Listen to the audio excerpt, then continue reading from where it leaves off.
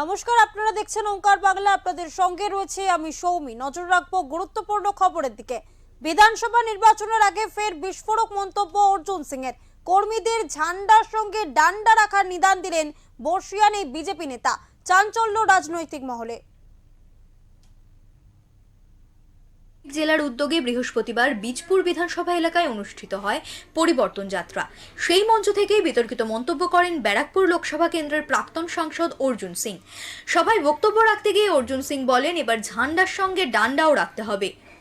গুন্ডাদের বুঝিয়ে দিতে হবে মমতা বন্দ্যোপাধ্যায়কে কেউ ভয় পায় না। আজকে আমার এটা খুব ভালো লেগেছে। আমার এক ভাই গাছের ডালের মধ্যে ঝান্ডা লাগিয়ে মিছিলে হাঁটছিল। আমি বলছি সবাই যাতে আগামী দিন মিছিলে ডান্ডা আর ঝান্ডা সঙ্গে নিয়ে নামবেন, কেন এই তৃণমূলকে, এই গুন্ডাদেরকে বুঝিয়ে দিতে হবে মমতা ব্যানার্জি থেকে কেউ ভয় পায় না, মমতা ব্যানার্জি কেউ ভয় পায় না। পাশাপাশি সদ্য প্রয়াত অজিত পাওয়ারকে নিয়ে করা মুখ্যমন্ত্রীর মন্তব্যেরও কড়া সমালোচনা করেন তিনি। হঠাৎ কালকে আপনারা জানেন একটা বড় দুর্ঘটনা ঘটেছে।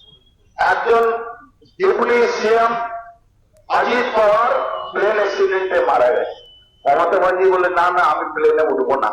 আর বলেছিলেন কি এটা তদন্ত হওয়া দরকার আছে। লজ্জা বলছেন না সিবিআই তদন্ত, লজ্জা বলছেন না এনআইএ তদন্ত, বলে সুপ্রিম কোর্ট তদন্ত করবে।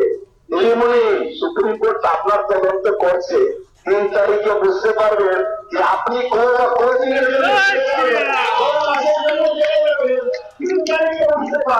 তার এই বক্তব্য ঘিরে রাজনৈতিক মহলে শুরু হয়েছে তীব্র বিতর্ক। বিরোধী শিবিরের দাবি, এই ধরনের মন্তব্য রাজনীতিতে হিংসার পরিস্থিতি তৈরি করছে। অন্যদিকে বিজেপি নেতৃত্বের একাংশ মনে করছে রাজ্যের আইন শৃঙ্খলা পরিস্থিতির প্রতিবাদ করতে গিয়ে এই মন্তব্য করেছেন অর্জুন। প্রতীতি ঘোষের রিপোর্ট, ওঙ্কার বাংলা।